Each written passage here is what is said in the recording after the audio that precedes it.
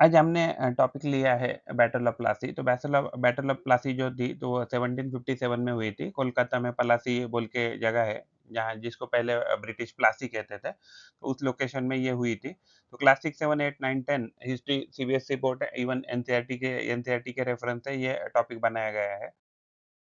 तो battle of जो प्लासी थी, तो बैटल ऑफ प्लासी जो है, तो सिराजुद्दौला जो नवाब है, ये जो नवाब है बंगाल का उस टाइम का, और जो रॉबर्ट क्लाइव है, he was the commander in chief of British army.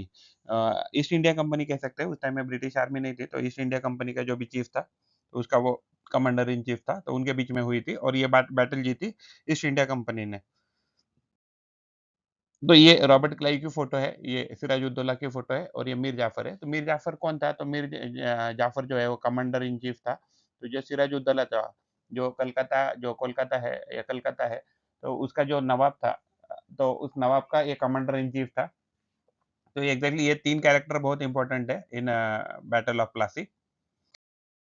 तो बैटल ऑफ प्लासी हुई थी 23 जून 1757 में। तो प्लेस है पलासी।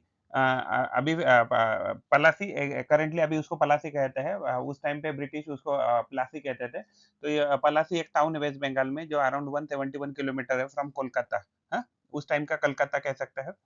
तो ये फाइट हुई थी between British east India company and उसको लीड किया था रॉबर्ट क्लाइव ने। एंड जो नवाब ऑफ बंगाल था, तो उस टाइम पे जो नवाब था, वो उसका नाम था सूरज-उद-दौला। तो ये जो फाइट थी, ये जो बैटल थी, तो ये बैटल ब्रिटिश ने जीती थी। तो EIC east India company, EIC का मतलब है ईस्ट इंडिया कंपनी। जो ईस्ट इंडिया कंपनी थी, तो उन्होंने स्ट्रैटेजिक अलायंस बनाए और प्लस जो नवाब के जो की मेंबर्स थे आर्मी के, तो उन्होंने एग्ज़ैक्टली क्या किया, उसको बिट्रे किया या फँसाया। उसके साथ लास्ट मिनट में आए नहीं फाइट के लिए, तो उसकी वजह से क्या हो गया, नवाब बहुत आसानी से हार गया। तो इस इसके बाद क्या हो गया कि ये ब्रिटिश ईस्ट इंडिया कंपनी जो है, ईआईसी जो है, तो इसकी विक्ट्री हो गई और उसकी वजह से क्या हो गया, the new beginning of British dominance in India ये स्टार्ट हो गया। यानी कि जो ब्रिटिश डोमिनेंस हमने देखा बाद में 200 साल का, तो उसकी जो शुरुआत थी वो सबसे पहले कहाँ हुई थी, तो बैटल ऑफ प्लासी से हुई थी, क्योंकि वहाँ से उनको विक्ट्री मिली थी। And it is paving the way for the eventual establishment of British empire. तो इसके बाद क्या हो गया कि जो ब्रिटिश एम्पायर है, तो ब्रिटिश एम्पायर एस्टेब्लिश हो गया इंडिया में। तो बैकग्राउंड क्या था? तो जो ईस्ट इंडिया कंपनी थी, तो कंपनी के कमर्शियल एंड पॉलिटिकल एम्बिशन बहुत ज़्यादा थे एंड जो एम्बिशंस है एग्ज़ैक्टली कमर्शियली भी वो ग्रो करना चाहती है और पॉलिटिकली भी ईस्ट इंडिया कंपनी ग्रो करना चाहती थी। और नवाब क्या कर रहा था? नवाब को बिल्कुल मंज़ूर नहीं था, बिकॉज़ नवाब was controller of that particular region at that particular time. तो इसकी वजह से उनके बीच में क्या हो रहा था कि मतभेद हो रहे थे and internal conflict in Nawab court. तो एग्ज़ैक्टली कुछ नवाब के जो लोग थे, वो खुश नहीं थे नवाब से, तो इसकी वजह से क्या था कि they wanted to replace the nawab. तो कॉजेज़ क्या-क्या थे बैटल ऑफ प्लासी के? तो ईस्ट इंडिया कंपनी को फरमान मिला था, यानी कि स्पेशल प्रिविलेज मिला था, फारूक सियार जो मुगल एम्परर था दिल्ली में, तो वहाँ से उनको स्पेशल ट्रेड प्रिविलेजेस मिले थे, तो इसके ऊपर कुछ टैक्स नहीं पे करना था उनको, जो भी कमर्शियल एक्टिविटी कंपनी करती है उसके ऊपर। कंपनी यानी ईस्ट इंडिया कंपनी।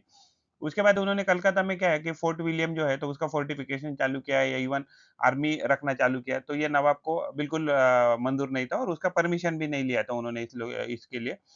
तो नवाब ने क्या किया, गुस्से में आके कलकत्ता को कैप्चर किया, इवन फोर्ट विलियम जो है, उसको भी उसने कंट्रोल किया।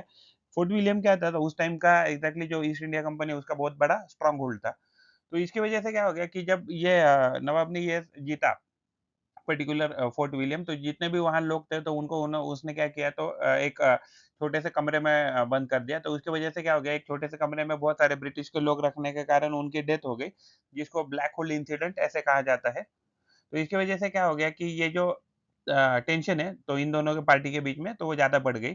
तो नवाब क्या था, नवाब खुश नहीं था, जो भी कंपनी है, ईस्ट इंडिया कंपनी, उसकी पावर इंक्रीज़ हो रही थी और उनका इंटरफेरेंस भी लोकल अफ़ेयर में बढ़ रहा था, इसलिए नवाब हैप्पी नहीं था उनसे, कंपनी से, ब्रिटिश कंपनी से। तो जो ईस्ट इंडिया कंपनी का एग्ज़ैक्टली सीक्रेट अलायंस हुआ था नवाब का जो कमांडर इन चीफ है, मीर जाफ़र के साथ, तो इसकी वजह से भी एग्ज़ैक्टली नवाब को पता लग गया कि जो उसके जो की मेंबर्स हैं, they are in discussion with the British army. So that is the also reason कि it causes turbulence in their relation. तो बैटल ऑफ प्लासी की वजह से क्या-क्या सिग्निफिकेंस हुआ, यानी कि आगे जाके क्या-क्या हुआ? तो इसकी वजह से एग्जैक्टली एक नया ब्रिटिश रूल का बिगिनिंग स्टार्ट हो गया, पॉलिटिकल डोमिनेंस इन इंडिया। उसके बाद जो कंट्रोल है, क्योंकि ब्रिटिश जीते थे तो इसके लिए जो बंगाल का कंट्रोल है वो ब्रिटिश के हाथ में चला गया। रेवेन्यू हो गया, रिसोर्सेस हो गया, वो सारा कंट्रोल ब्रिटिश के हाथ में चला गया। उसके बाद it facilitated expansion of British rule in other parts of India. तो ब्रिटिश को पता लग गया कि जो भी नवाब है, क्योंकि बंगाल का नवाब भी बहुत पावरफुल नवाब था, तो भी उसको उन्होंने आसानी से हरा दिया। तो उनके ध्यान में आ गया कि अगर हम लोगों को बहुत आसानी से इंडिया में जो किंगडम है, रूलर है, उनको बहुत आसानी से हरा कर यहाँ रूल कर सकते हैं और उनके रिसोर्सेज के ऊपर कंट्रोल कर सकते हैं। तो उसकी वजह से क्या है कि over the period of time they have observed, the British people have observed जो इंडियन किंगडम है या रूलर है, तो वो बहुत कमजोर हो रहे हैं and they can easily defeat the Indian rulers. तो इकोनॉमिक एक्सप्लॉयटेशन स्टार्ट हो गया जैसे ही उनके हाथ में कंट्रोल आ गया बंगाल का, तो उधर के लोगों का एक्सप्लॉयटेशन चालू हो गया। इवन रिसोर्सेज जो भी थे, रेवेन्यू रिसोर्सेज, उनका एक्सप्लॉयटेशन क्या हो गया, ब्रिटिश करने लगे।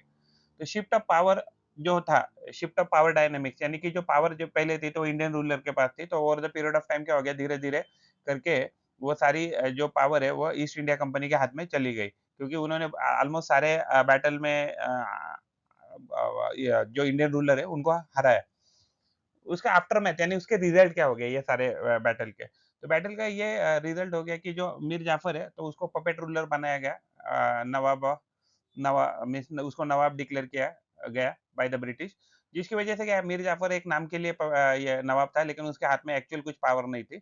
जो ब्रिटिश थे तो ब्रिटिश के ऊपर ब्रिटिश का जो कंट्रोल है वो बंगाल के ऊपर आ गया, तो बंगाल के ऊपर उनका रिसोर्सेस, रेवेन्यू, पीपल उसके ऊपर आ गया। और इसकी वजह से क्या हो गया कि thereby significantly enhancing their power and influence. तो जो उनका पावर था और इन्फ्लुएंस था कोलकाता और नियर बाय रीजन का, तो उनके हाथ में रिसोर्सेज ज़्यादा आने के बाद वो ज़्यादा पावरफुल हो गए।